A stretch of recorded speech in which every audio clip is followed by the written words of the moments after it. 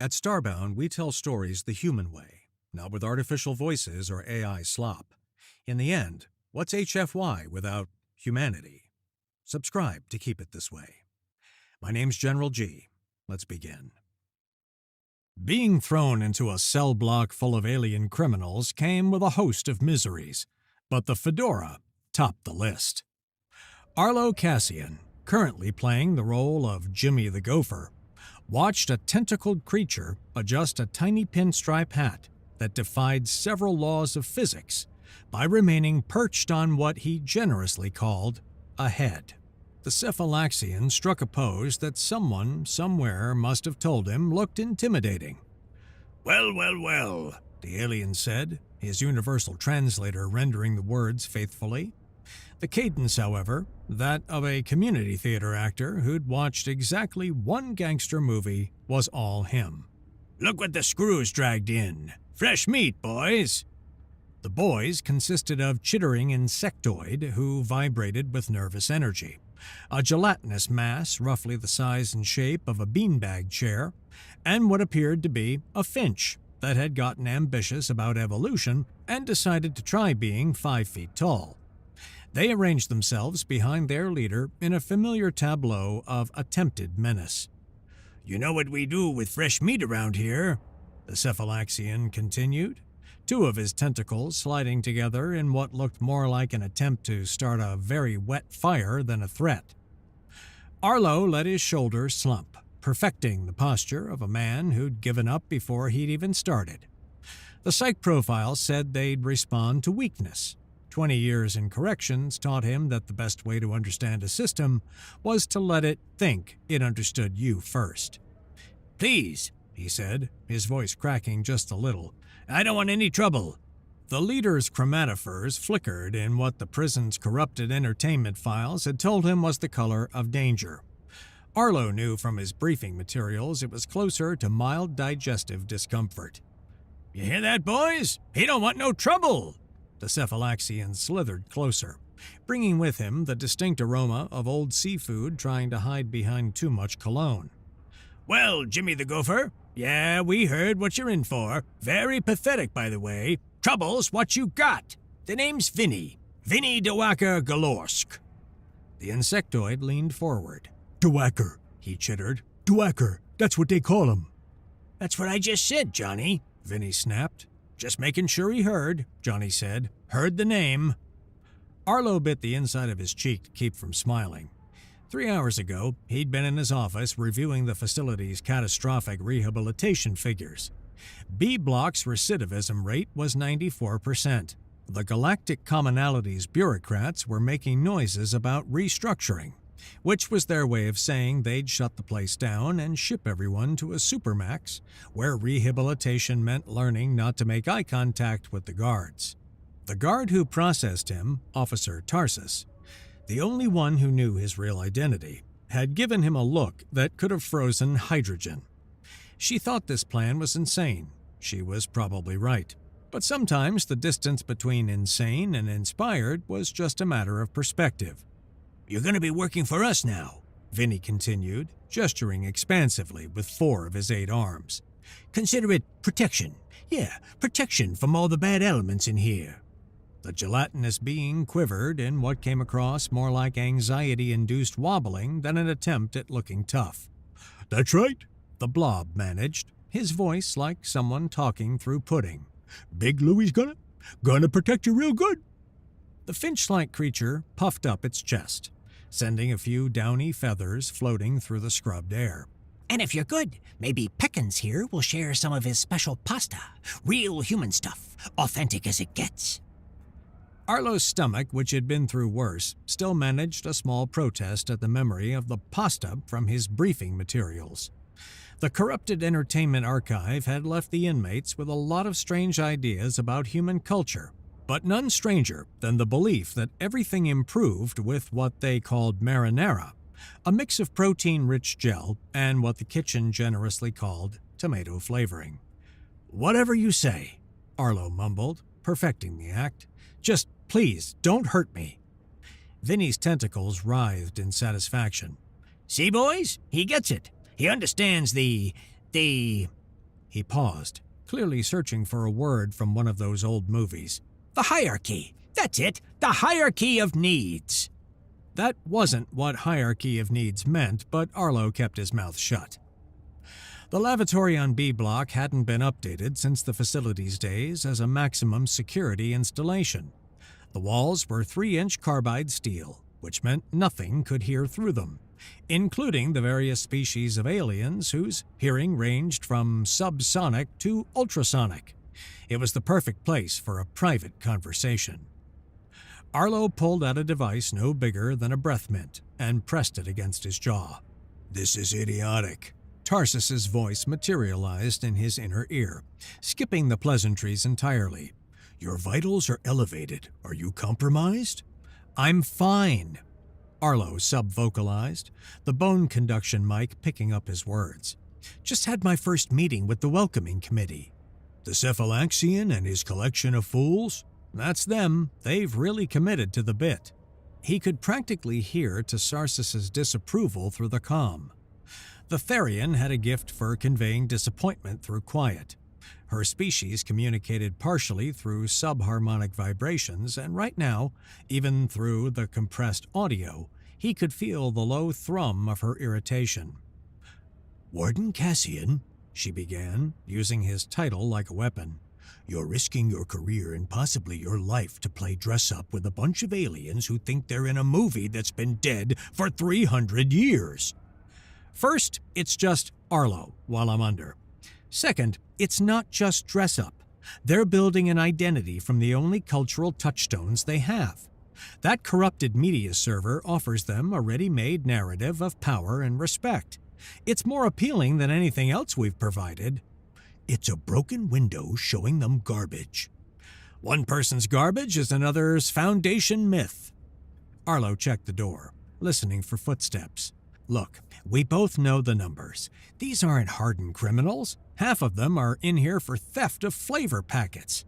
The other half for black market trading of the same flavor packets. The actual violent offenders couldn't fit in a supply closet. And yet, you want to play games with them. I want to give them something better to be. Vinny's crew is the social center of this block. Every new inmate either joins them or defines themselves in opposition to them.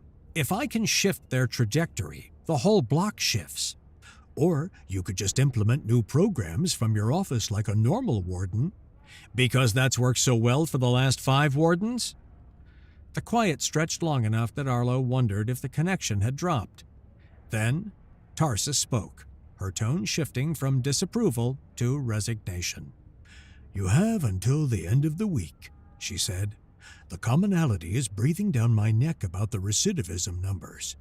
If you don't have something tangible by then, they'll promote me for innovative thinking. They'll designate you for psychological evaluation and permanent reassignment to waste processing. Your confidence in me is inspiring. My confidence in your past results is the only reason I haven't reported this insanity." The subharmonic thrum softened slightly. "Just try to avoid any actual injuries. The resulting documentation would be immense." Arlo smiled despite himself. Tarsus expressing concern through bureaucratic worry was the closest she came to admitting she cared. "Roger that. Jimmy the Gopher, signing off." "Idiot," Tarsus muttered, but there was something almost fond in it. The next 3 days established a rhythm. Wake up to the artificial dawn that someone had programmed to include the sound of roosters despite no one in B Block knowing what a rooster was. Shuffle to the mess hall, where Peckins would ladle out his latest interpretation of human cuisine. Endure Vinny's crew's increasingly creative attempts at criminal behavior. "We're gonna pull a heist," Vinny announced on day 2, spreading his tentacles wide. "The big score, see? We're gonna boost the chaplain's meditation stones." Johnny vibrated with excitement. "Meditation stones, the meditation stones." "Why?" Arlo asked, genuinely curious. Vinny's chromatophores shifted to what he probably thought was mysterious, but looked more like confusion. Because that's what you do. You pull heists."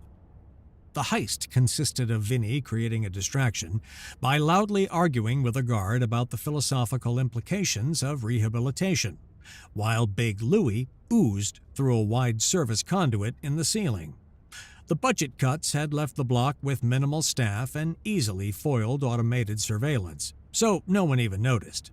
Louis came back with 3 stones and what appeared to be the chaplain's lunch. "Did we not specify just the stones?" Vinny asked. I got nervous," Big Louie admitted, his form rippling with embarrassment. "The sandwich looked at me." Sandwiches don't have eyes, Louis. "Oh, this one did. Little olive eyes. They were judging me." The chaplain, a patient Zolovan whose species had evolved beyond the need for material possessions about 3 evolutionary steps ago, didn't even report the theft. Arlo found him that evening in the meditation room, forearms folded in serene acceptance. "They returned the stones," the chaplain said without opening any of his 6 eyes, "with a note apologizing for the inconvenience to my organization." "How did that make you feel?" "Like perhaps they aren't entirely lost. Also, mildly concerned about the state of education in this facility." The third day brought what Vinny called the sit-down, which involved the entire crew gathering around a table in the common area to discuss family business. The family business primarily consisted of arguing about who controlled the hot sauce packets. "It's about respect," Vinny insisted, waving 4 arms for emphasis. "You can't just go around disrespecting a man's condiments." "But I like the green ones," Peckins chirped, his feathers rustling with distress. "They remind me of home." "But your people don't even have taste buds," Big Louie pointed out. "That's racist," Peckins shot back. "We have taste sensors. They're just located in our feet." "That explains so much about your cooking," Johnny muttered, then catching himself. "Your cooking, it explains it." Arlo watched it all, taking mental notes. They weren't criminals. They were theater kids who'd only ever been given 1 script. The challenge wasn't rehabilitating them, it was giving them a better show to perform. That's when he noticed Vinny staring at the wall, specifically at a spot where the paint had chipped away to reveal the original military-grade hull plating underneath. "You see that?"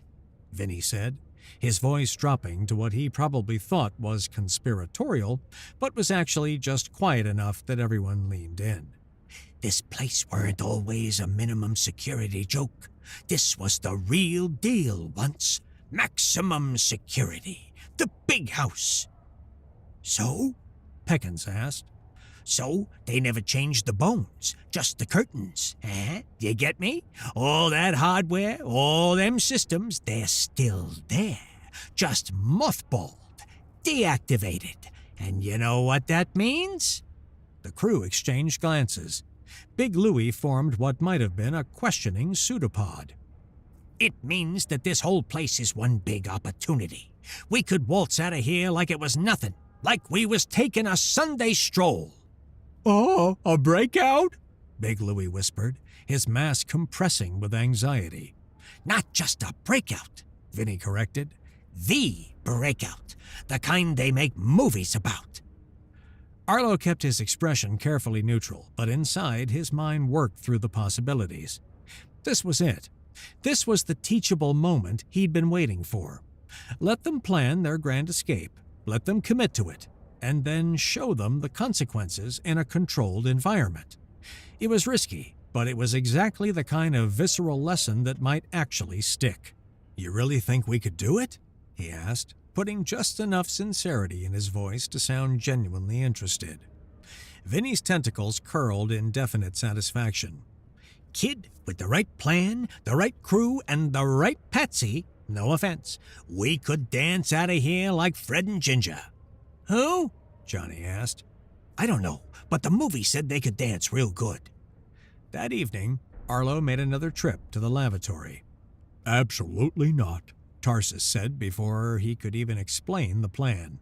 "Facilitating an escape attempt, even a controlled one, is grounds for immediate termination." "It's not facilitating if it's designed to fail." "That's literally entrapment.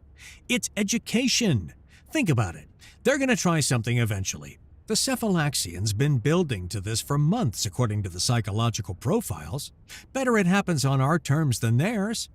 Our terms? There is no our here, Warden. There's you, playing prisoner, and me trying to keep this facility from imploding while you're having your midlife crisis. I'm 43. If this is my midlife crisis, I'm planning to live to 86, which seems optimistic given my current circumstances. Your attempt at humor doesn't change the fact that this is insane. Arlo paused, considering his words carefully. Tarsus, in the 5 years we've worked together, have I ever asked you to trust me without a good reason? You've asked me to trust you plenty of times. The good reason part is debatable. But you've trusted me anyway. Another long silence. Then a sound he'd rarely heard, the Therian equivalent of a sigh, a low tone that seemed to come from everywhere and nowhere at once. What do you need? Old facility schematics, something that looks official but is ultimately useless. Maybe the protein-rich gel delivery system.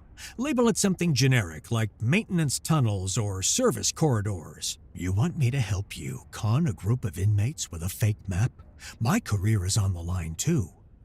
I want you to help me teach them that crime doesn't pay, using methods that will actually stick.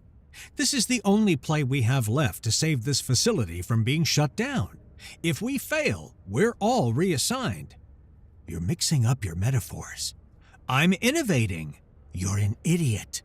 We've established that. Can you get the schematics? Another low sigh. I'll have them ready by tomorrow. But when this unravels, and it will unravel, I'm on record as having protested this entire operation. Noted and appreciated. Also, your suit's biometrics show you haven't been eating enough. The warden skipping meals looks suspicious. Peckin's made something he calls Alfredo. I think it might be sentient. Eat it anyway. The last thing we need is you passing out and blowing your cover because you're too precious for alien prison food. The connection cut off before Arlo could respond. He stared at his reflection in the polished steel mirror, noting the stubble he'd cultivated to look appropriately disheveled. 3 days in, and he looked the part. The question was whether he could keep playing it long enough to make a difference. The next morning started like any other. Roosters that didn't exist, breakfast that shouldn't exist, and Vinny holding court like a king whose kingdom was a broken-down rec room that smelled like industrial cleaner and broken dreams. Then, Dreg arrived. The first sign was the quiet. B Block was never truly silent.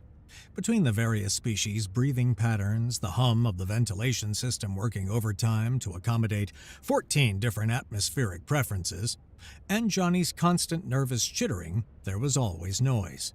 But when the main door opened and the guards escorted in the new prisoner, everything stopped. The Draken stood 7 feet tall and moved like violence given form. His scales were the color of dried blood, except where a massive scar split one side of his face, leaving the tissue beneath a pale pink that somehow looked worse than the rest. When he breathed, it sounded like a furnace warming up. "Fresh meat!"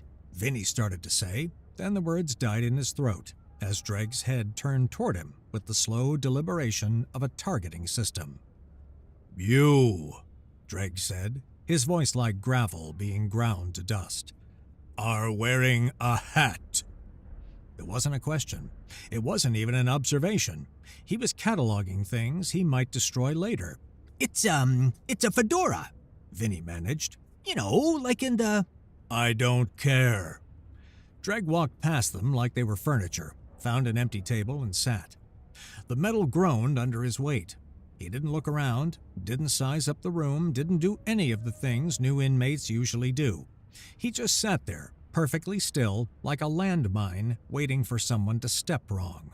One of the guards, a nervous-looking Setian whose spots were rapidly changing color, approached Tarsus with a datapad. Even from across the room, Arlo could see her rigid posture shift to something beyond disapproval, something closer to actual alarm. She looked directly at him, and the message was clear. We need to talk now. I gotta use the facilities, Arlo mumbled to no one in particular.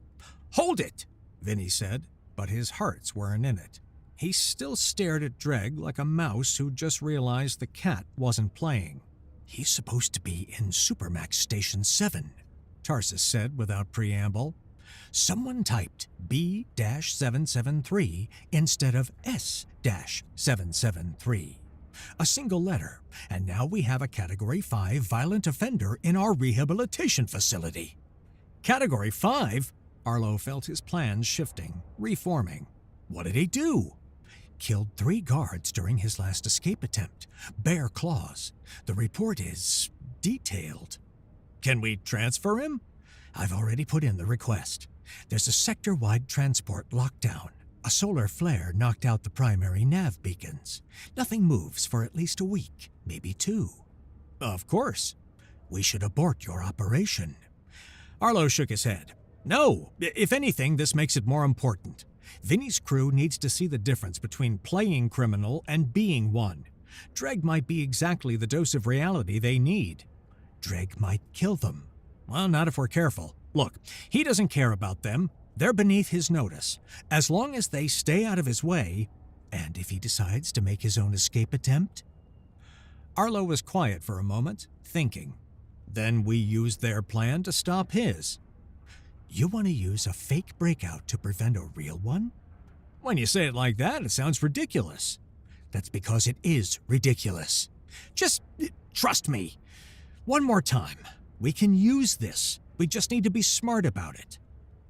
Tarsus's harmonic vibration could have shattered glass. Fine, but I'm doubling the guard rotation, and if that thing so much as looks at someone wrong, you'll handle it. I know, you always do. Flattery doesn't work on my species. That wasn't flattery, that was acknowledgement of competence. That's worse. Get back out there before someone notices you're gone. When Arlo returned to the common area, he found Vinny's crew huddled in their usual corner. But the dynamic had changed. They looked smaller somehow, like kids who just realized the playground had rules and the rules had teeth. We need those blueprints, Vinny whispered, his chromatophores stuck on a sickly mottled gray. Soon, real soon. Why? Arlo asked, though he already knew. Because that thing ain't here by accident, Vinny said. That's Dreg Vaughn, the Scar. You know what he did to the last crew that got in his way? No, neither does anyone else, because there wasn't enough left to identify. Big Louie quivered. Or maybe we should forget the whole breakout thing. No! Vinny's voice cracked slightly. We ain't backing down. We're professionals. We got a code. We got standards. And we ain't gonna let some psycho lizard make us look like chumps. It was bravado, pure and simple, but there was something else there too. Pride. Twisted and misguided maybe, but real. They'd built an identity, a community, a weird little family based on movies they barely understood, and Dreg represented everything that could tear it apart. I can get the blueprints, Arlo said quietly. Everyone turned to look at him. You? Peckins squawked. Jimmy the Gopher? How you gonna get classified facility schematics? Arlo let himself smile just a little. You're not the only ones who've been watching those movies. I know a guy who knows a guy. A guy who knows a guy, Johnny repeated, excited. He knows a guy! He knows a guy! Vinny studied him, and for a moment, Arlo worried he'd oversold it. But then, the Cephalaxian's tentacles curled into what might have been approval. Maybe you're not as useless as you look, Gopher. Getting the schematics from Tarsus required another bathroom meeting. She handed him a datapad that looked like it had seen better decades. The screen was cracked, the casing held together with what appeared to be chewing gum, and the display flickered. Nutrient delivery system, she said. I've relabeled everything to sound like action movie nonsense. Main coolant shaft instead of protein paste line. Security checkpoint alpha instead of hairnet dispensary. There's a hairnet dispensary? Was before the budget cuts. The point is, it looks real enough to fool someone whose entire education comes from corrupted entertainment files. And if Dreg gets a hold of it? and we'll have bigger problems than your educational experiment. Arlo tucked the pad under his jumpsuit. Has he done anything yet? He's been sitting in the same spot for 6 hours. Hasn't moved, hasn't eaten, hasn't even blinked as far as we can tell. He's just waiting. For what? Not a clue. That's what worries me. That evening, Arlo found himself inducted into what Vinny called the inner circle, which consisted of sitting around a table in the corner of the common room while Peckins attempted to make espresso with a contraband heating coil and what he swore was real coffee but smelled like burnt rubber. "All right, Gopher," Vinny said, leaning in conspiratorially. "Show us what you got." Arlo produced the datapad with appropriate ceremony, sliding it across the table like he was passing state secrets. Vinny's tentacles trembled as he picked it up. "This is it," he breathed. "The real deal. Look at this. Maintenance Tunnel 7 leads right to... What's this say? Auxiliary Thermal Exchange," Johnny read. "Thermal exchange. Sounds important." "It means the laundry room," Arlo said, then quickly added, "But it's got access to the old service corridors, the ones they used when this was a maximum security joint." "You know a lot about this place for a new fish," Peckins observed, his head tilting in a way that made Arlo's heart rate spike. I used to work maintenance before I got caught skimming supplies." The lie came easily. He'd rehearsed it enough times. You learn things crawling through the vents. Maintenance, Big Louie said dreamily. "That must have been nice, quiet, peaceful." Everyone looked at him. "What?" the blob defended. "I'm just saying, sometimes I think about what it would be like to have a normal job." "We don't do normal," Vinny said firmly. "We're wise guys. We're operators. We're..." "Delusional?" Everyone froze. Dreg stood 3 feet away, having approached without anyone noticing. Up close, he was even more terrifying. His scales didn't just look like dried blood, they had the texture of it too. Rough and flaking in places like he was constantly shedding pieces of violence. "Excuse me?" Vinny managed. "You're playing pretend," Dreg said, his voice so low it seemed to come from the floor itself. "Children playing dress-up, acting out stories you don't understand, about a culture that thinks you're a joke." "Now, wait a minute." Dreg's hand moved so fast, Arlo barely saw it. One moment Vinny was talking, the next Dreg had one of his tentacles wrapped in a claw that could punch through steel. "I don't wait," Dreg said simply. "Here's what's going to happen. You're going to share whatever pathetic plan you're cooking up. I'm going to use it to get out of here. And if you're very, very lucky, I won't turn you into calamari first." He released Vinny's tentacle, which immediately curled up against the cephalaxian's body. No one moved. No one breathed. 2 nights, Dreg continued. "Whatever you're planning happens in 2 nights, or I start removing pieces of your crew until you get motivated. Starting with the blob. I've always wondered if you things pop." He walked away without waiting for an answer. The quiet he left behind was deafening. We're dead," Big Louie whispered. "We're so dead." "We're not dead," Vinny said, but his chromatophores were cycling through panic colors so fast it looked like a disco having a nervous breakdown. We just need to move up the timeline." "Move it up?" Peckins squawked. "We don't even have a real plan yet." "Then we make one, tonight. All night if we have to." Vinny looked at each of them in turn, and Arlo saw something shift in the cephalaxian's features. The fear was still there, but underneath it was something else, a grim resolve. "We're not letting that psycho take over our operation. This is our score, our breakout, our moment." "Our funeral," Big Louie muttered. "Only if we quit," Vinny said. "And Vinny the Whacker don't quit. Ever. You got that?" The crew exchanged glances, then slowly nodded. Even Big Louie solidified slightly, taking on a more determined shape. "Good. Now, Gopher, you're going to walk us through every inch of these blueprints. Johnny, you're on the lookout. Peckins, see if you can bribe that Setian guard, the nervous one with the spots. Louis? Yeah? Just, try to stay positive, okay? I can do that, Louis said, though he immediately shifted into a shape that suggested he absolutely could not do that. They worked through the night, and Arlo had to admit, for a bunch of aliens whose entire understanding of crime came from movies older than space travel, they weren't completely incompetent once motivated. Their plan had a weird sort of logic to it, like a complex machine designed by someone who'd only heard descriptions of cause and effect. Arlo spent most of the night subtly steering them away from ideas that would get them killed, and toward the routes on the fake map. So, we create a distraction here, Vinny said, pointing at what he thought was a guard station but was actually a janitor's closet. while Louis squeezes through the vents here. Why am I always the one squeezing through service conduits? Big Louis complained. Because you're literally liquid. Johnny pointed out. Literally liquid. I'm a non-Newtonian fluid, actually. There's a difference. Whatever you are, you're the only one who fits.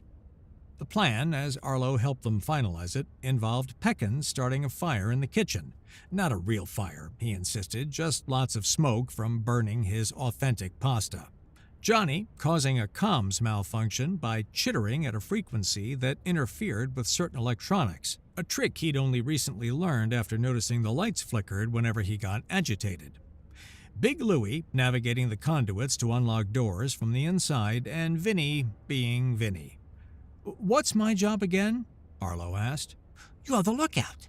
Vinny said. And the fall guy if things go south. The fall guy?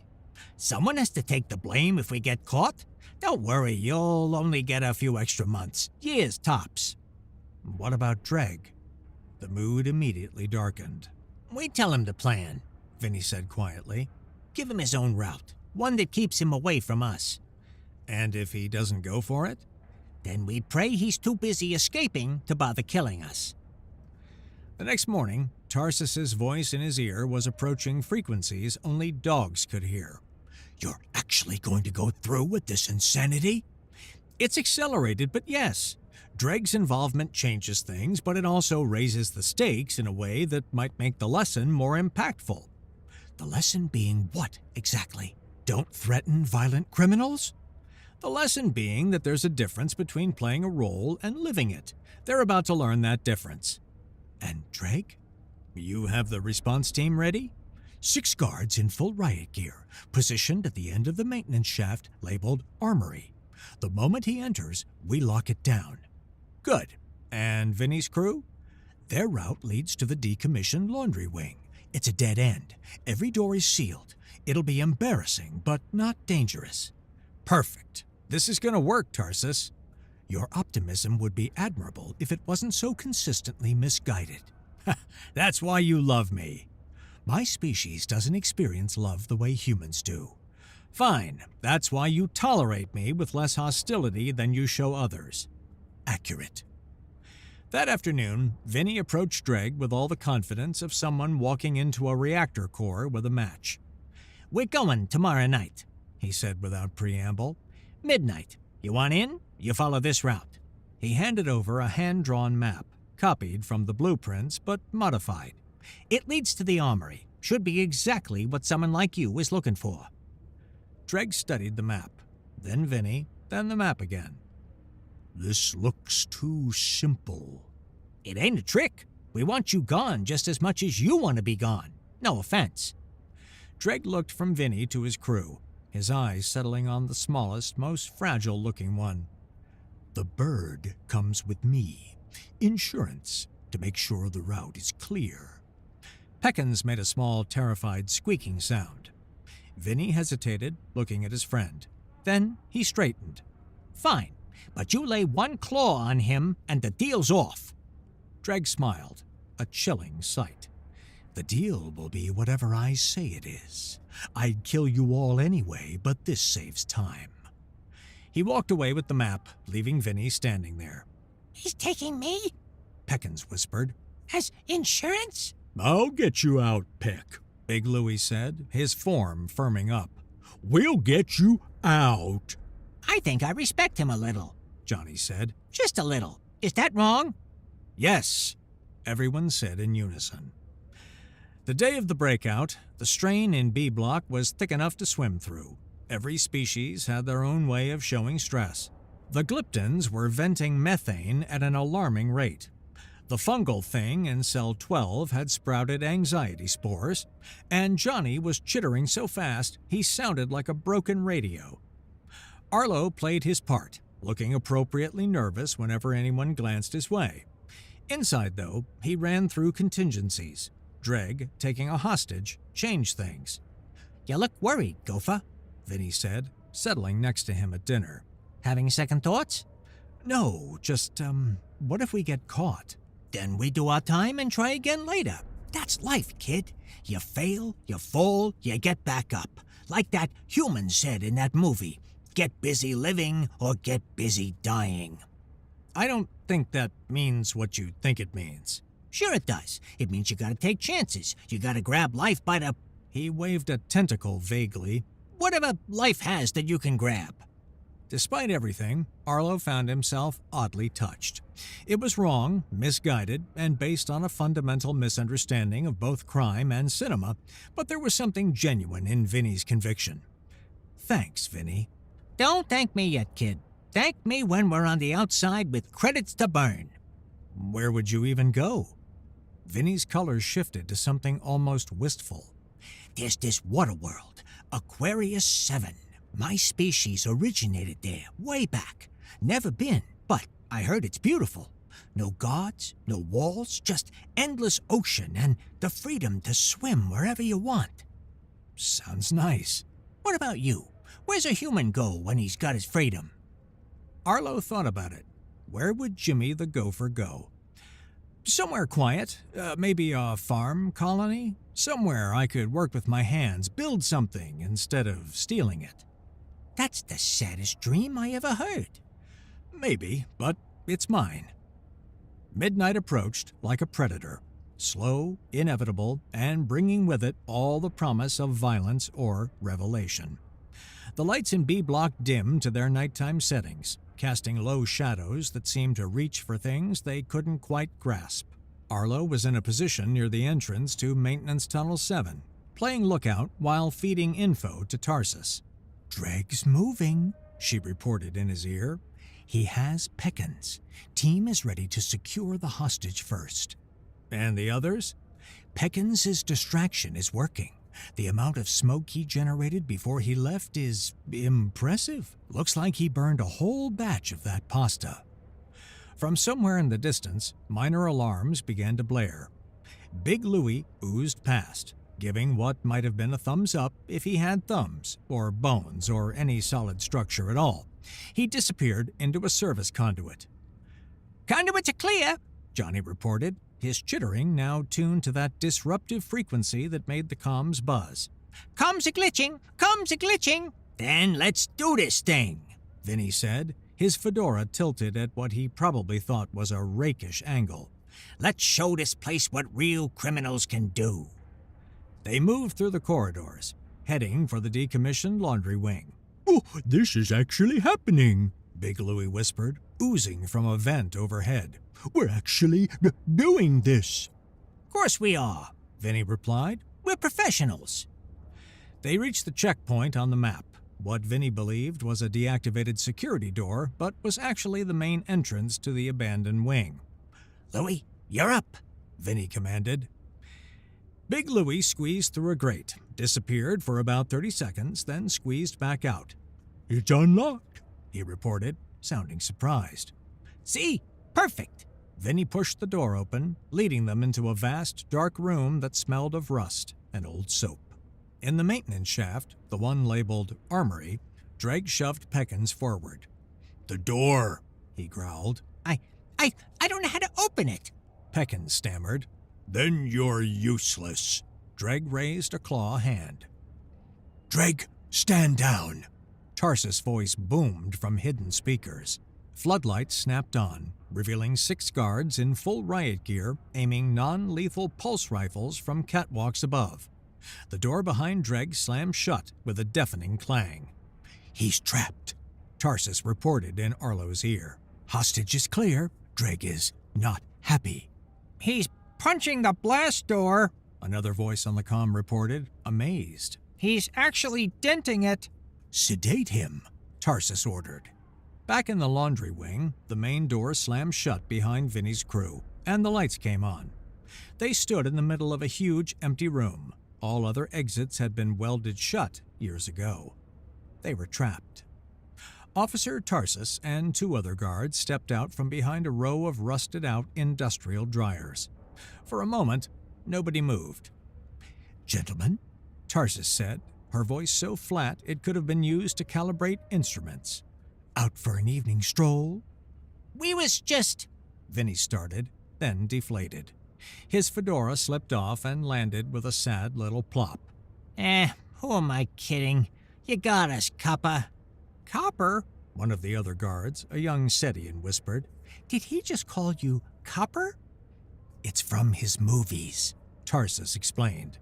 Arrest them gently, she added, as Big Louie began to literally puddle from fear. Wait, Arlo said, stepping forward. It's my fault. I gave them the blueprints. I planned the whole thing. Everyone looked at him. Gopher, Vinny said, his voice soft. What are you doing? The right thing, for once. Arlo met Tarsus's eyes. I'm the mastermind. They were just following my lead. That's the dumbest thing I ever heard, Johnny said. The dumbest, and I've heard Peckin sing.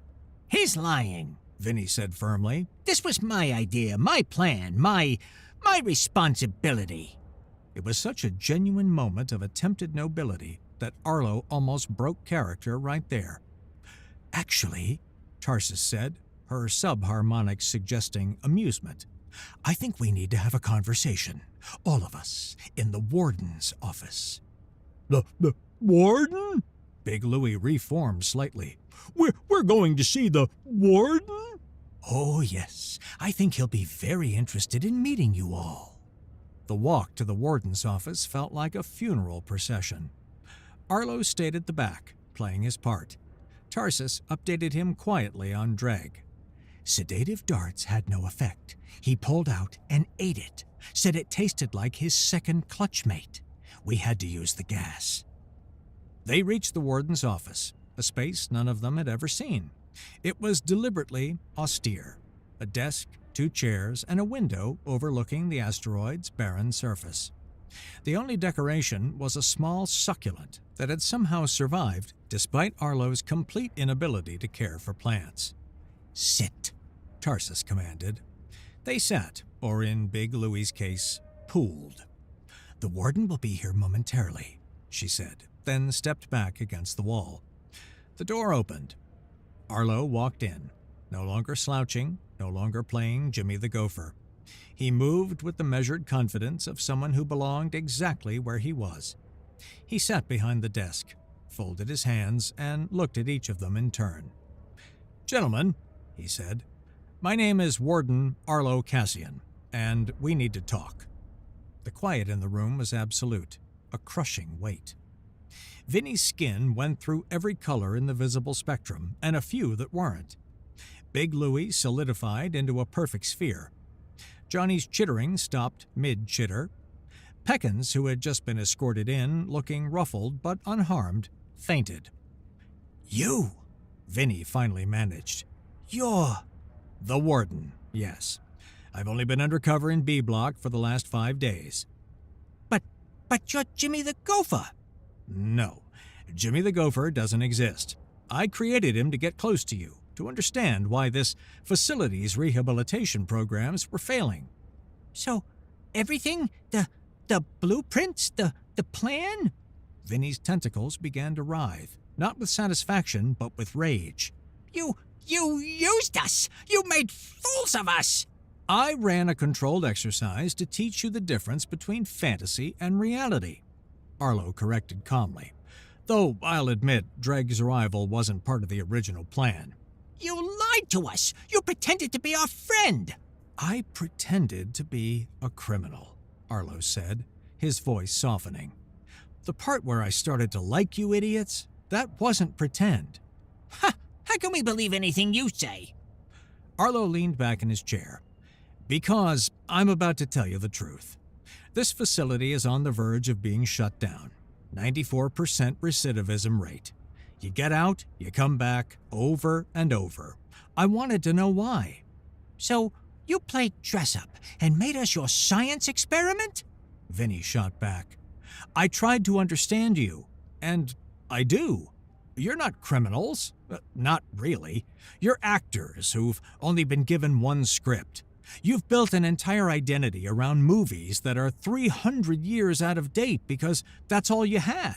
Those movies are classics. Those movies are a fantasy, which is why I'm not sending you to Supermax. Another silence, this one tinged with confusion. You're not? Peckins asked, having somehow regained consciousness. No, because you didn't actually commit a crime. You failed an educational exercise. As for Dreg, he's being transferred to an actual maximum security facility within the hour. A clerical error brought him here. My response team has fixed that error. Response team, Johnny muttered. A response team, the whole time. The whole time, Arlo confirmed. You were never in real danger. Vinny's fedora was on the floor. He picked it up, looked at it, then set it on the desk. So, what now? We go back to our cells, pretend this never happened? No. Now, I offer you a job. A job? Big Louie formed what might have been eyebrows. What kind of job? Peer counselors. Official positions with training and a small stipend, funded by relocating the budget from the failed behavioral modification through repetitive crime therapy program. You help new inmates adjust. You show them there's more to life than the identity they've built around their crimes. You become the rehabilitation program this place needs. You want us to be snitches? Vinny sounded appalled. I want you to be leaders. Real leaders, not movie characters. You said it yourself, Vinny. This is your block, your community. I'm offering you the chance to make it better. Vinny looked at his crew, then back at Arlo, his colors a swirling mess of anger and confusion. No, I don't think so. We're criminals, remember? You just proved it. We're not counselors. You're not yet, Arlo said. Look, I know what I did was a betrayal. It was unethical, and it was a last resort. But I saw potential in you that you couldn't see in yourselves. I saw a leader, an organizer, a caregiver, and a planner. If you walk away now, you go back to your cells, serve your time, and probably end up back here within 6 months. Part of that 94%. Is that the story you want for yourselves? A statistic? Vinny stared at him, then at his crew. Some sort of silent communication passed between them. We need to talk about it, Vinny said finally. Private-like. Take all the time you need. Officer Tarsus will escort you to the conference room. As they filed out, Vinny paused at the door. That stuff you said about wanting a quiet place, was any of that real? Arlo considered the question. Sometimes I think about what I'd do if I wasn't trying to fix broken systems. And yeah, a farm colony sounds nice. Somewhere simple. That's still the saddest dream I ever heard. Maybe, but it's mine. Vinny nodded, then followed the others out. An hour later, they were back. Peckins had molted so much he looked like a plucked chicken. Big Louie had achieved a consistency somewhere between pudding and resolve. Johnny was chittering in what Arlo had learned was his thoughtful frequency. And Vinny had his fedora back on, tilted at a new angle, less rakish, more purposeful. We got conditions, Vinny announced. I'm listening. First, we get real training. None of this learn-as-you-go crud. We want to know what we're doing. Agreed. Second, we keep movie night, but we get new movies. Real ones. Documentaries, even. Little expensive to secure stuff from old Earth archives, but I can figure something out. Third, Peckins gets to keep cooking, but he takes an actual class first. There's a culinary program on Station 6. I can arrange a video course. Fourth, Big Louie spoke up, surprising everyone. we want access to educational programs, real ones. I want to learn. I don't know, something, anything that isn't about crime. The Commonality has thousands of educational programs. Pick whatever interests you. And fifth, Vinny said, his chromatophores shifting to something Arlo had never seen before. A flicker of authentic aspiration, maybe? when we get out, if we do this right, you write us real recommendations. Not just they served their time, but real ones. The kind that might get us actual jobs. If you do this right, Arlo said, standing and extending his hand, I'll help you find those jobs myself. Vinny looked at the extended hand like it might bite him. Then slowly, he wrapped a tentacle around it. You're either the best warden we ever had, He said, or the craziest. Porque no los dos? What? It's from an old commercial. Ask for it in your new movie collection. You're definitely the craziest. 3 months later, B Block looked different. Not physically. The walls were still the same institutional gray. The light still hummed with that particular frequency that suggested the manufacturer had gotten a bulk discount, and the roosters still announced a dawn that didn't exist. But the energy had changed. All right, settle down. Vinny said to a group of new arrivals, his fedora now accompanied by an official peer counselor badge that he wore with more pride than he'd ever shown for his imaginary criminal empire. I know you're all scared, confused, maybe a little angry. That's normal. That's expected. But here, what you need to know about B Block. Arlo watched from the observation deck, Tarsus beside him. Recidivism is down to 60%, she reported. That's a 34% improvement in 1 quarter. It's unprecedented. Still not good enough. It's better than any facility in the sector. Better than awful is still not good. Your humility is showing. They watched as Big Louie, who had discovered a passion for molecular chemistry that surprised everyone, including himself, demonstrated to another group how to use the educational terminals. He'd solidified more in the last 3 months than in the previous 3 years, taking on an almost professional bearing. Administrator Shen approved the program expansion. Tarsus continued. 3 more facilities want to implement your model. It's not my model, it's theirs. I just gave them permission to be more than their worst moments. That might be the most human thing you've ever said. I'll take that as a compliment. Johnny chittered by, leading a work detail. He'd discovered he had a talent for organization and scheduling, his repetitive speech pattern actually helping him remember complex sequences. Work detail to kitchen, he announced. Kitchen duty, 1,600 hours, 1,600 sharp. He's good at that, Tarsus observed. He's good at a lot of things. They all are. They just needed someone to see it. Peckins emerged from the kitchen, carrying a tray of something that actually looked edible. His cooking class had revealed that his species' foot-based taste sensors made them exceptional at detecting subtle flavors. Once he learned to translate that into human-compatible cuisine. Try this, he called up to them. It's a fusion dish. Cephalaxian ink pasta with Terran herbs. Maybe later, Arlo called back, his stomach still recovering from the last fusion experiment. Your loss. A new alarm sounded. Not the emergency type, just the shift change. Inmates moved to their various assignments, some to education, some to work details, some to counseling sessions. It looked almost like a functioning community. You did good, Tarsus said quietly. We did good. I couldn't have pulled it off without you. No, she agreed. You couldn't have. Your next idea would have probably gotten you killed. My next idea is actually pretty solid. Oh, no. We're expanding the program. Minimum security is just the start. I want to try it with medium security next. Absolutely not. I've already submitted the proposal to Shen. I'm requesting a transfer. No, you're not. No, she sighed, her subharmonics suggesting exhausted acceptance. I'm not. Down in the common area, Vinny was wrapping up his session with the new arrivals. Look, He said, his tentacles spreading in an inclusive gesture. I ain't gonna lie to you. This place is what you make it.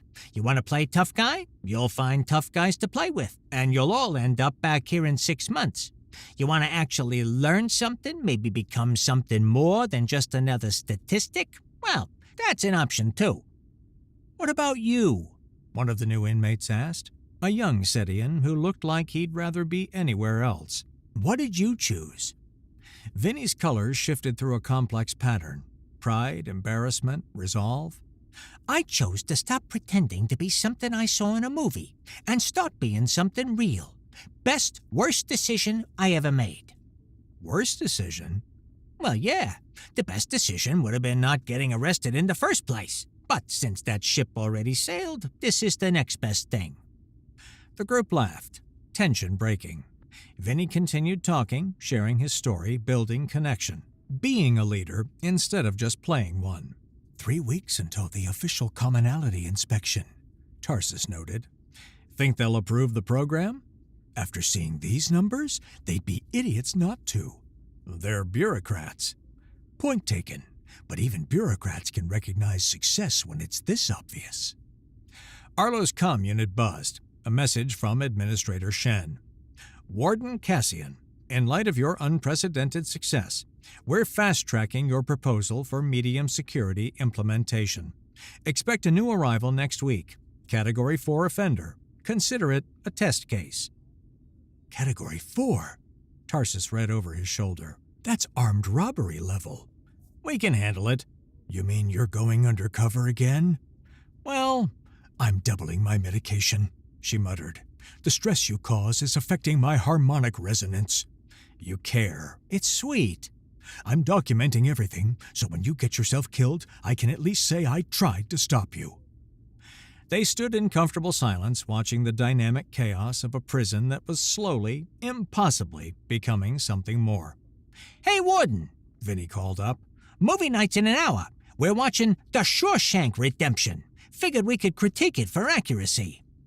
That should be interesting, Arlo called back. You coming? Arlo looked at Tarsus, who gave him a look that suggested she'd rather perform dental surgery on herself. Wouldn't miss it, he said. As they headed down to join the others, Tarsus asked, Do you think it'll last? I don't know, but I know it's real. They're not playing roles anymore. They're building identities, and that's the first step. Toward what? Toward proving that redemption isn't just a word in ancient movies. It's something anyone can achieve, even a bunch of aliens who thought they were wise guys. That was almost poetic. Must be all the movie nights. I'm starting to think in dramatic monologues. We're all doomed. They entered the common room to find it transformed into a makeshift theater. Someone had hung a sheet on the wall for a screen, and rows of mismatched chairs faced it.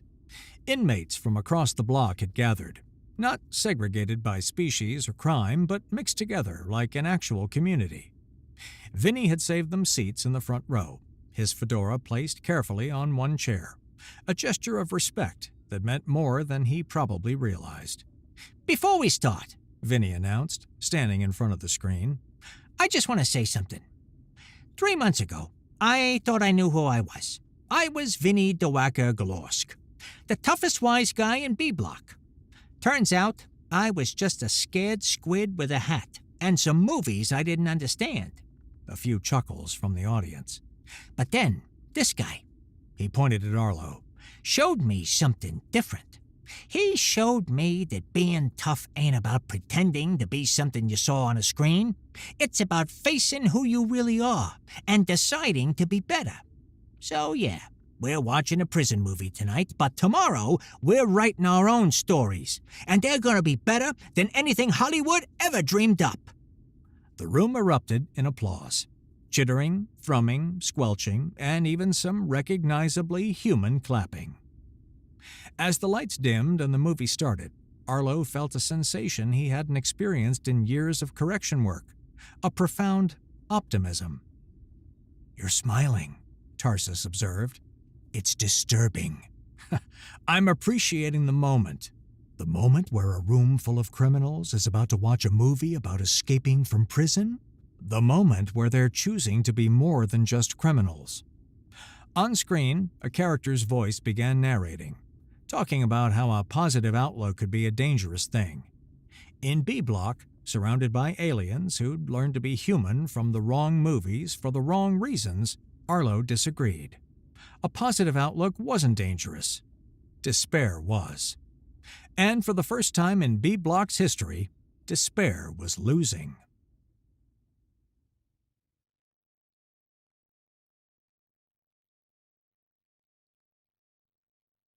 Hello, my old members, subscribers, followers.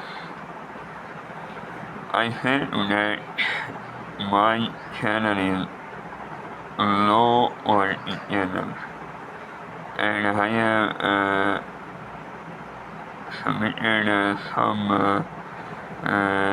videos in English to change the motto of my channel.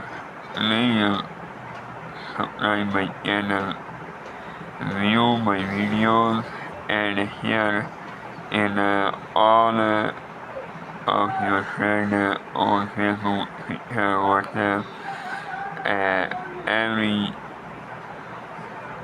social media platform to send my video and view more videos viewer in my video. Please help me to provide some time to spend with me. Thank you to all members who can subscribe my channel and support me some time. Please view more video and entertainment video. Please help me sometime to support my channel because I am a low middle class family. Please help me.